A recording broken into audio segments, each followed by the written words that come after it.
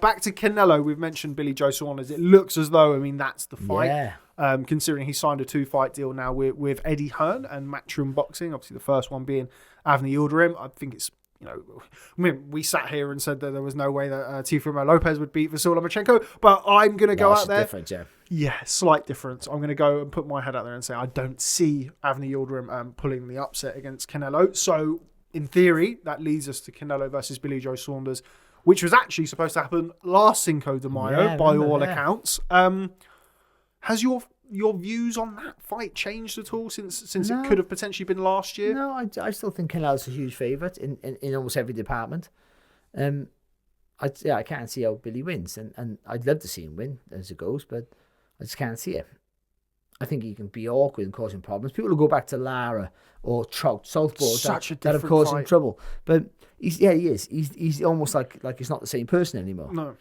I remember somebody on that. Sorry to interrupt. I remember somebody on Twitter saying people are talking about the Canelo Alvarez who boxed Erislandy Lara. People are talking about the Canelo Alvarez who boxed Austin Trout. The Canelo Alvarez who boxed Gennady Golovkin the first time around wasn't the same Canelo Alvarez who boxed him in the rematch. So people are kind of going all. I mean, I remember the Erislandy Lara fight. My daughter's named I did it for boxing. Yeah, it's but it's worlds apart. Since then, that's at like what, junior middleweight, so super welterweight, and since then he's gone to light heavyweight. He's gone back again. And he's even gone here and there. And he's twice the fight that he was then. But even that fight, I think I might have had Canelo winning, but it was a close fight. So Lara could have got it. People saying it was a robbery. I don't see it was a massive robbery. I can understand if it's close.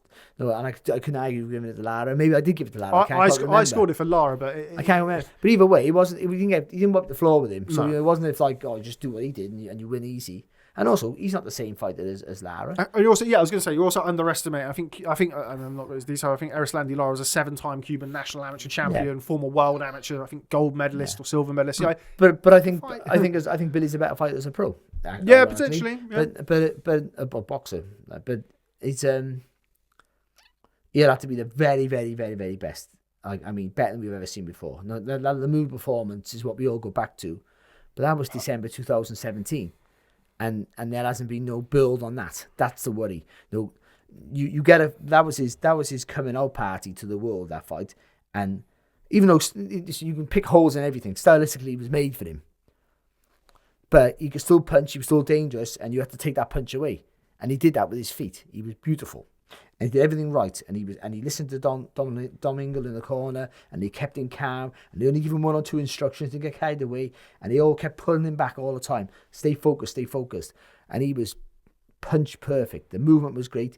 He didn't keep still, but never ran once, and that's the important part.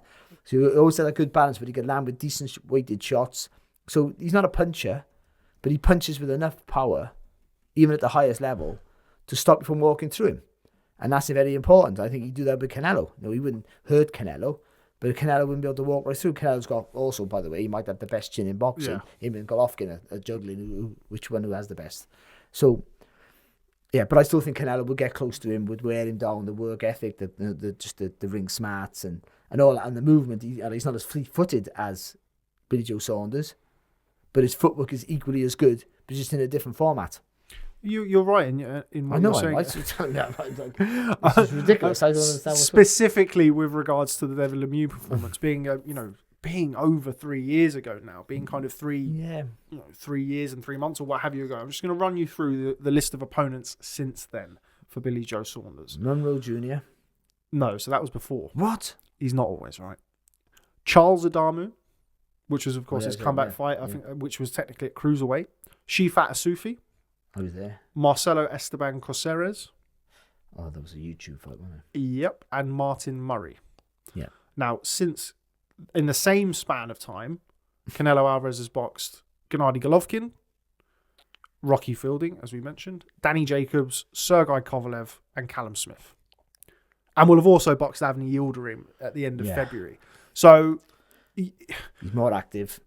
And a significantly better level of opposition. I mean, you're talking, people can say what they want about Sergey Kovalev, but you're still talking about one of the best light heavyweights of the last 10 to 15 years. Well, Rocky Fielding is better than Isif, or whatever. Shifat Sufi. I was there, and I couldn't say his name then. Can't say his name now.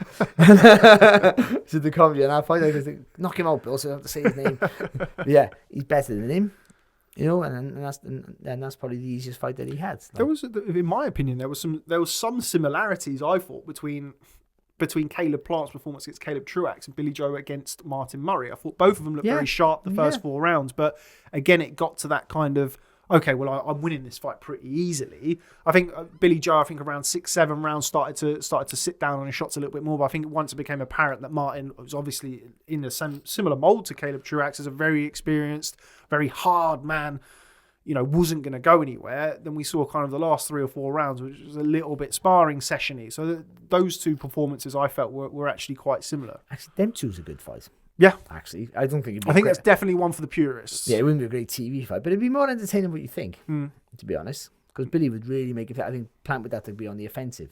So that Billy would really make him work. Billy would stalemate you, to be fair. That has the potential to be a... He would stalemate Billy, would just go, you go first, I'll wait for you. That's just your strength. The Willie Monroe Jr. fight, God, I remember that. Yeah, exactly. But ultimately, you want to be more excited, you want to sell yourself, and I understand that, but if the best of you won't beat the best of him, then then you trying to reinvent yourself over that 12-week camp to be something slightly different won't beat him. I don't, unless he's something real specific, that flaw in his game that you can do something to exploit that. Apart from that, just saying, you do this style, you have to reinvent your style over 12 weeks. It won't work, because ultimately, when you're under pressure. Or this is why you always say about training with your hands up. You always train, even if you don't fight with your hands up, you always train with your hands up, because when you're under pressure, you're tired or you're hurt, you revert back to type muscle memory and what you always do. So if you're hurt and you're knackered and you train all the time with your hands on your waist, you're not gonna be able to cover up. I mean, for a sustained amount of time, you're not gonna be able to stay in that safe position with your hands high. Canelo, see how he fights, he trains that way. So even when he's tired, his hands are always high. You'll start to drop your hands low. So Billy will, whatever much you train to fight the fighter, you will ultimately, under pressure, tired or hurt or whatever, frustrated, you'll go back to what you do. And Billy goes back to the movement and frustrating you. And you throw one, I'll throw 2. You hit me with one, I'll hit you with 2. That was the whole, his ethos as an amateur, what made him such a phenomenal athlete and what he still is today.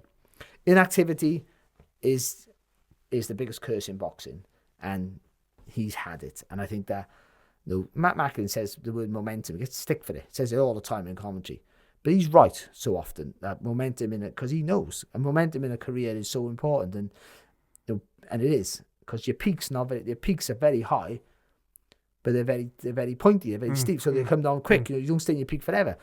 And the fact that Billy sort of got there, 2017, 2018 should have been a big year for him, and it wasn't. Even 2019, now 2021, I don't know. I don't know if he can have that same desire, hunger, sharpness that even might not be good enough to beat Canelo anyway. So yeah. To answer your question, about 20 minutes ago, I think Canelo should be a big favourite. Yeah, I think he will go into the fight as a big favourite. I was probably one of the few people who still, even as kind of as recently as probably before we saw the last 2 fights, we're talking about momentum and kind of recent form and what have you. Billy Joe won the Martin Murray fight very comfortably, but I don't think it was necessarily as emphatic as certainly he would have liked. And when we looked at Canelo Alvarez against Callum Smith, who, depending on what way you look at it, was considered by certainly a considerable amount of people as the number 1 fighter, 168 pounds. Yeah. And you see how dominant Canelo was against him. I actually did think comfortable. Very, very. He looked like he still had another gear to go in that fight. He looked like he was in 15 rounds, and he looked like he could have pushed for the stoppage. But I don't. But listen, Callum Smith's a tough kid, and he might have found some resistance there. Well, he did find some resistance, but he's boxing guys who are naturally much bigger than him. And this is another thing with Billy Joe. He's Canelo's boxing people who are so naturally bigger than him. So why should he take a risk? He's totally dominating Callum Smith, which is a feat in itself, to be fair. Just not because Callum's a good fighter, but just for the disadvantages in height and reach and strength and weight and all the rest of it. then why take a risk now against a guy who's naturally bigger than you? Because what if he does catch you with something? It can be a massive difference. You're not boxing people your same size now, which you can absorb the punches easier. But Billy's not a natural super middleweight. I don't think. He's built into. He's filled into the weight better than what I thought. But when Billy turned pro, I thought he was a welterweight all day long, and then light middleweight at best, or super lightweight, super welterweight at best. I thought, but never did I think he was going to be a middleweight. So when he was middleweight, I thought with Billy, I could see all the talent. I remember when he turned pro after about 5-6 fights, and I thought this kid got talent to be a world champion. But not at middleweight. Never in a million years he's going to be a world champion at middleweight because he's not big enough. And I didn't mean about power, I just meant physical strength and size. He wasn't big enough. Forget about height. He just didn't look like he had the strength. Proved me wrong. And he was, but no, super middleweight again. And again, he's picked up another title, but he hasn't boxed nobody. Martin Murray's world class, but not world class. That Martin Murray wasn't world class. And is also a middleweight. Yeah, but exactly. A big middleweight, but still a middleweight itself. But he's not world class. The Martin Murray he boxed wasn't the Martin Murray who should have been. And Martinez and so on. So he hasn't really boxed anyone world class as super middleweight. So it's a massive step up for him.